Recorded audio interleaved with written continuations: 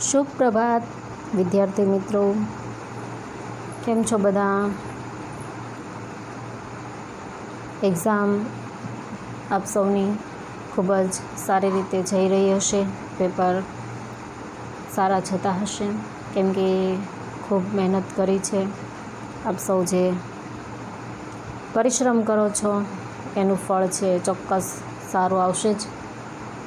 આપણે 13મા ચેપ્ટરમાં જોયું હતું કે ભાઈ કર્મ કરવાનો અધિકાર છે, ફળની આશા નહીં રાખવાની. એ તમે બધાએ ચોક્કસ મહેનત કરી છે તો એનું મીઠું ફળ, સારું રિઝલ્ટ છે એ આવશે જ. આપણે શરૂ કરીએ આજના લેક્ચરની વાત. આપણે જોઈ રહ્યા હતા આપણો 15મો પાઠ, જેનું નામ છે જય પરાજયો વા. જય છે કે પરાજય, એ આવી રીતે પાઠનું હેડિંગ આપ્યું છે. પાઠ અનુસંધાન આપણે જોયું હતું કે ભાઈ યુદ્ધનું પરિણામ કેવું ભયંકર હોય છે, અને આ વાત જાણતો હોવા છતાં પણ માણસ છે એ યુદ્ધ છે એ કરતો રહે છે. આપણે આગળ સમાજમાં એવી ભણી ગયા ભાઈ કે મનુષ્ય છે એ પહેલાં આદિમાનવ હતો, ભટકતું જીવન જીવતો હતો. ત્યારબાદ એ સ્થિર થયો. પહેલાં પોતાનું જીવન ટકાવી રાખવા એ મનુષ્ય છે એ જુદા જુદા પ્રાણીઓનો શિકાર કરતો. ત્યારબાદ એ કંદમૂળ ને ફળ ને એવું ખાવા લાગ્યો. ધીમે ધીમે અનાજની શોધ કરી, સમૂહ જીવનની શોધ કરી, સમૂહમાં રહેવા લાગ્યા, પશુપાલન કરવા લાગ્યા. અને મનુષ્ય છે એ સમૂહમાં જોડાયા પછી જ્યારે એનામાં સ્વાર્થ વૃત્તિ આવી કે આ મારી વસ્તુ છે, આ તારી વસ્તુ છે, આ હું જ ઉપયોગ કરી શકું, બીજા કોઈ નહીં, અને જ્યારે આવી વૃત્તિ આવી માણસની અંદર, ત્યારથી શરૂ થયા યુદ્ધો. એટલે મનુષ્ય જીવનની શરૂઆતના થોડા સમયગાળા પછી જ આપણે એવું વિચારી શકીએ કે ભાઈ યુદ્ધો છે શરૂ થઈ ગયા હશે. અને આજ પર્યંત સુધી માણસ આટલો વિકસિત થઈ ગયો હોવા છતાં પણ, આટલી શોધખોળ, આટલા સંશોધનો, આટલો આધુનિક બન્યા છતાં પણ મનુષ્ય છે એ હજી પણ યુદ્ધ કરે છે. આ યુદ્ધો છે પહેલાંના સમયમાં થતા એ આપણે જોયું કે ભાઈ સમૂહમાં રહેતા શીખ્યા મનુષ્યો, અને મારું તારુંની ભાવના આવી, સ્વાર્થ વૃત્તિ આવી, ત્યારથી યુદ્ધો શરૂ થયા. પણ પહેલાંના યુદ્ધો અને અત્યારના યુદ્ધોમાં શું તફાવત છે, શું ફેર છે? તો કે પહેલાંના સમયમાં યુદ્ધ થતું તો એ માણસ છે, જે વ્યક્તિ યુદ્ધમાં જોડાય, યુદ્ધમાં ભાગ લે, એ વ્યક્તિને હાનિ પહોંચતી, એનું મૃત્યુ થતું. એના કારણે એના ઘર પરિવાર, પતિ પત્ની, એની પત્ની છે, એના બાળકો છે, કે એના માતા પિતા જે કાંઈ છે, એના કુટુંબીજનો છે, એના જીવનમાં આપત્તિઓ, સમસ્યાઓ આવી પડતી. કેમ કે ઘરનો મુખ્ય વ્યક્તિ છે એનું મૃત્યુ થાય એ પછી એના પરિવારની હાલત છે એ કફોડી બનતી. પણ એ યુદ્ધમાં જે હથિયારોનો ઉપયોગ થતો હતો એના કારણે પંચમહાભૂત, જળ, વાયુ, અગ્નિ, આકાશ, પૃથ્વી, આ વસ્તુને કોઈ નુકસાન થતું ન હતું, એને કોઈ હાનિ પહોંચતી ન હતી. યુદ્ધ પહેલાં જે રીતે એ અન્ય પશુ પક્ષી કે મનુષ્યનો ઉપયોગ કરતા હતા, એમ યુદ્ધ પછી પણ એ લોકો એનો જેમને તેમ ઉપયોગ છે એ કરી શકતા હતા. પણ અત્યારના જે આધુનિક યુદ્ધો છે, રાસાયણિક યુદ્ધો છે, એમ આપણે કહીએ તો પણ ચાલે. અત્યારના યુદ્ધોમાં જે જુદા જુદા રાસાયણિક શસ્ત્રોનો ઉપયોગ થાય છે, એ શસ્ત્રો અને અસ્ત્રોથી બધી વસ્તુઓ છે પ્રદૂષિત બને છે. જળ, વાયુ, પૃથ્વી આ બધું પ્રદૂષિત બને છે. અને એ પ્રદૂષિત વસ્તુ, એ પ્રદૂષિત તત્વો આપણા જીવન માટે ખૂબ જરૂરી છે. એવી પ્રદૂષિત વાયુ આપણે ઓક્સિજન એ વાયુના સંપર્કમાં આવીએ, આપણા શરીરમાં એ વાયુ છે, એ પાણી આપણે પીએ, એ જમીનમાં ઉગાવેલું આપણે ખાઈએ, એટલે એ તત્વોની અંદર રહેલું જે વિષ, જે ઝેર છે એ આપણા શરીરમાં આવે છે, આપણી અંદર આવે છે, અને આપણે જુદા જુદા રોગના ભોગી બનીએ છીએ. અત્યારે નત નવા રોગ છે આપણે જોઈએ છીએ. અત્યારે તો આપણે સૌ જે ભયંકર વાયરસના સંપર્કમાં છીએ, કોરોનામાં જીવીએ છીએ, ડરતા ડરતા જીવીએ છીએ, બહાર જાવીએ તોય ડરતા ડરતા જઈએ છીએ. શેનું પરિણામ છે? એ આવા રાસાયણિક શસ્ત્રોના કારણે જ આપણા અસ્તિત્વમાં આવ્યું છે, આપણા જીવનમાં આવ્યું છે. તો આધુનિક યુદ્ધો છે એના કેવા ખતરનાક પરિણામ હોય છે એ આપણે આ પાઠના આધારે, પાઠમાં તો નાનકડી વાત જ ખાલી આપણને આમ કહેવાય ને કે ભાઈ એ તરફ ઈશારો કરી દીધો છે. આગળ તો આપણે ઘણું બધું એના વિશે અત્યારે હાલમાં જોઈએ છીએ અને અનુભવીએ છીએ. તો આ પાઠમાં આપણને એ તરફ નિર્દેશ કર્યો છે કે ભાઈ યુદ્ધના પરિણામો જે ખતરનાક હોય છે અને જેના કારણે જુદા જુદા તત્વો છે એ પ્રદૂષિત બને છે, સજીવોના જીવન જોખમી બને છે, તો એ યુદ્ધોથી દૂર રહેવું જોઈએ. પાઠને એક ઇતિહાસની ઘટના સાથે જોડીને કે ભાઈ મૃત્યુ બાદ સ્વર્ગમાં રહેલો અર્જુન છે એ પૃથ્વીને જોવાની ઈચ્છાથી ધરતી પર આવે છે અને એ યુદ્ધના પરિણામ કેવા ખતરનાક આવ્યા છે એને જોઈ અને ખૂબ જ દુઃખી થઈ જાય છે. અને દુઃખી થયેલો અર્જુન પાણી પીધા વગર જ ચિંતાને સાથે લઈને જતો રહે છે. એને ચિંતા છે કે અરે રે, અમારા સમયમાં કેવા લોકો હતા, હૃષ્ટપુષ્ટ તંદુરસ્ત, અને અત્યારના લોકો યુવાનીમાં તે વૃદ્ધ થઈ જાય છે.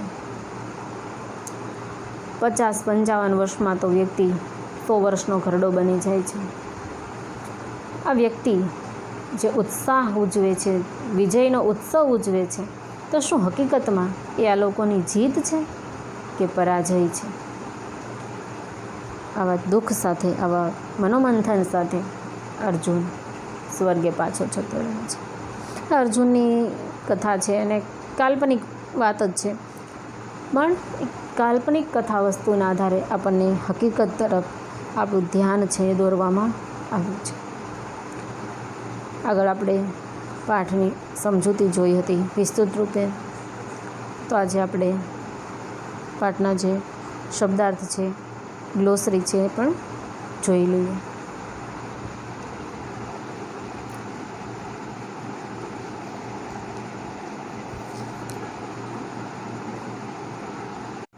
ચેપ્ટર 15 જય પરાજયો વા. જય કે પરાજય. શબ્દાર્થ સ્વર્ગ સ્થિત,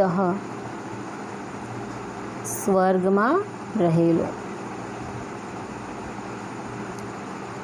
દ્રષ્ટુકામ જોવાની ઈચ્છાવાળો. ભૂલોકમ પૃથ્વીલોક. મહાનતમ મોટો. જય ઘોષમ જય જયકારનો મોટો ધ્વનિ અથવા તો અવાજ. સત્ય તરત જ. વિરમિતે વિશ્વયુદ્ધે જ્યારે વિશ્વયુદ્ધ વિરામ પામ્યું ત્યારે, વિશ્વયુદ્ધ પૂર્ણ થઈ ગયા પછી. લબ્ધ વિજયા વિજય મેળવેલા. અનુભાવયંતઃ ઉજવી રહ્યા.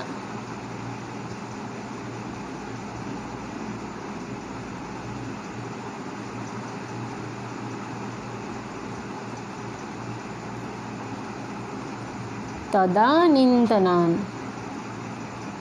તે સમયના. અપરિચિત પૂર્વમ અપરિચિત અર્જુનને. સ્વકીય પોતાના. યોજિતવંત જોડી દીધો. જાત હર્ષ જેનો હર્ષ ઉત્પન્ન થયો છે તેવો. કાલ અનંતરમ વખત પછી અથવા સમય પછી. તૃષામ તરસ. અભ્યાગત મહેમાન. યાચિત માંગેલા.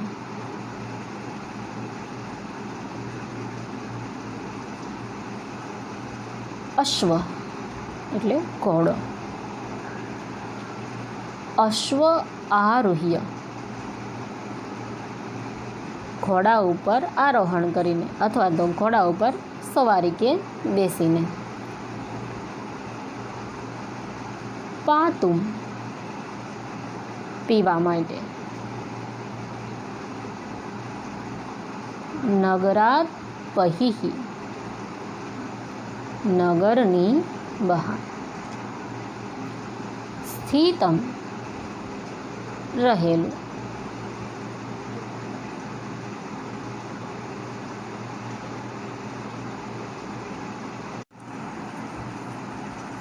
જલ પાનાય પાણી પીવા માટે. ઉદ્યત તૈયાર. સગરમ ઝેરી. અપેયમ પીવાલાયક નથી. અદૃષ્ટપૂર્વમ પહેલાં ન જોયેલા. પ્રકૃતિ નિર્મિતા પ્રકૃતિએ સર્જેલા અથવા તો કુદરતી રીતે બનેલા. સર્વદેવ હંમેશા. પેયજલાહ પીવાલાયક જળવાળા. સ્વરેણ અવાજથી. કાયેન શરીરથી.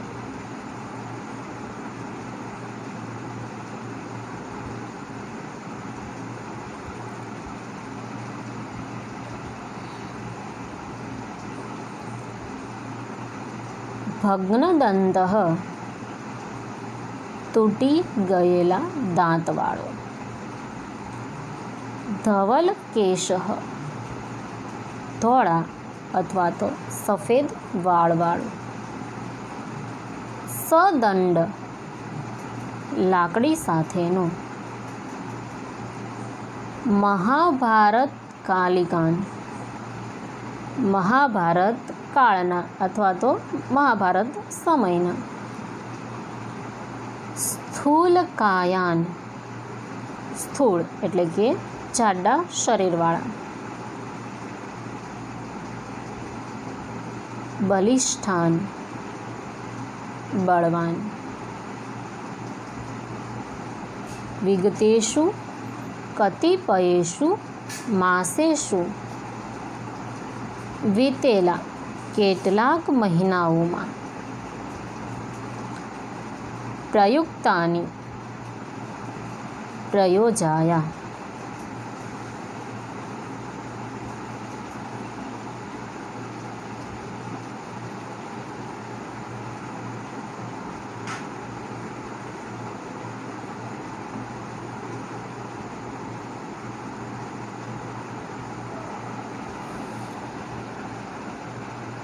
प्रभावितम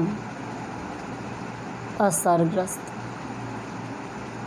शस्त्र अस्त्र निर्गते शस्ત્રો અને અસ્ત્રોમાંથી નીકળેલા પ્રદૂષણોથી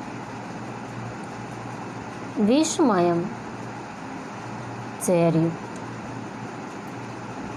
વિગત દ્રષ્ટિ ચાલી ગઈ અથવા અંધ થયો ગંભીરે કૂપે ઊંડા કૂવામાં નિરુદ્ધ શ્વાસા શ્વાસ રોકાઈ ગયો દિવંગતા સ્વર્ગે સીધાવી અથવા મૃત્યુ પામી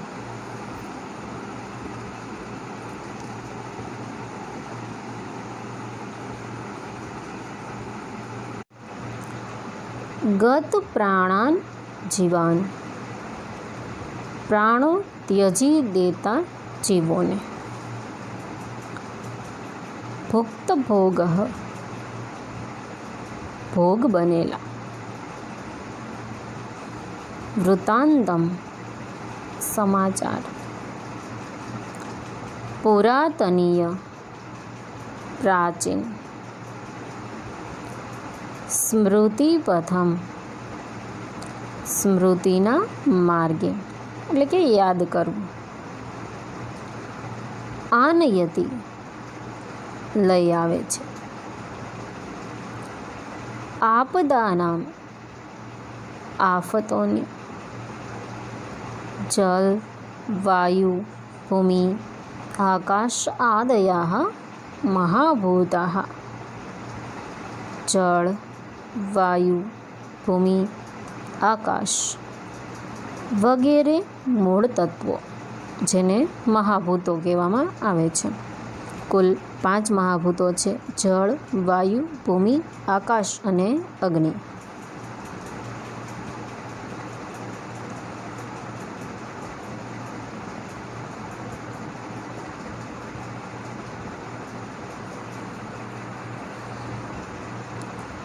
જીવાનામ કૃતે પ્રાણીઓને માટે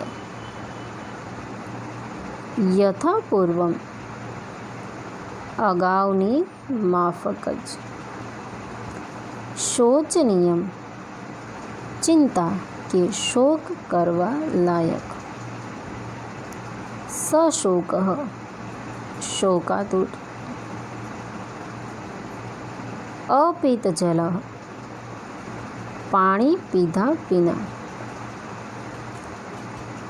ગૃહિત ચિંત ચિંતા લઈને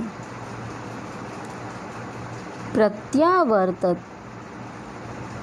પાછો ચાલ્યો ગયો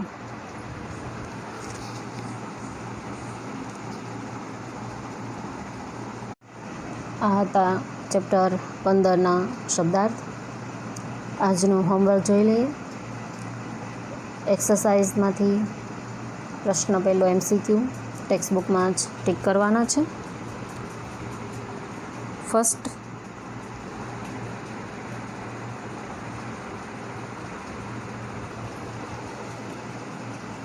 अर्जुनः किं द्रष्टुकां भूलोकम् आगच्छत् सी पृथ्वीं सेकेंड MCQ तुषातुरः अर्जुनः कुत्र गतवान् डी सरोवरं थर्ड MCQ प्रकृतिनिर्मिताः सरोवराः क्रीदूषाः भवन्ति डी पेयजलाः क्वेश्चन फोर्थ युवकः क्रीदूषः आसीत् बी भग्नदन्तः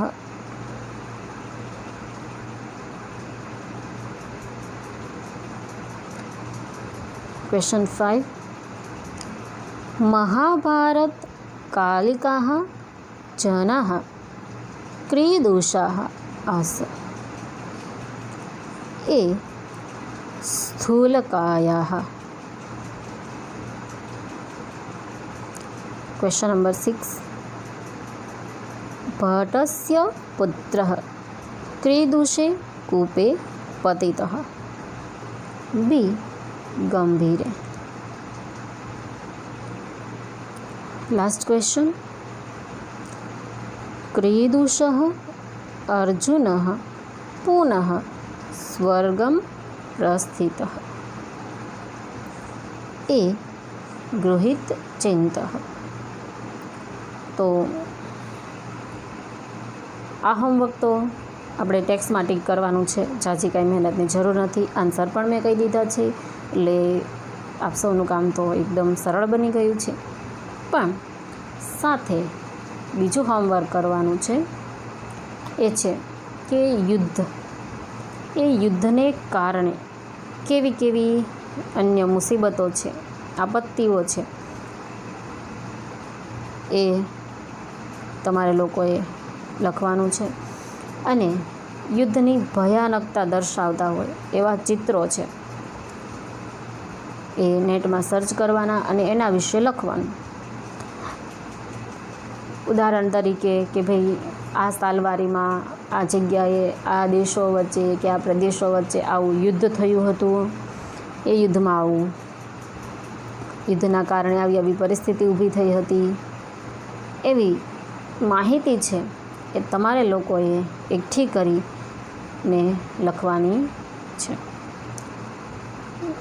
આમ એવું લાગશે, વિચારશો કે ઓહો મિસ આવું ક્યાં આપી દીધું, ક્યારે આવું બધું કરવું. પણ જેટલું આપણે વધારે શીખશું, જેટલું વધારે જાણશું, એટલું આપણા માટે ખૂબ જ મહત્ત્વનું છે, ખૂબ જ ઉપયોગી છે. એટલે નેટમાં સર્ચ કરવાનું છે એટલે વધારે ગમશે.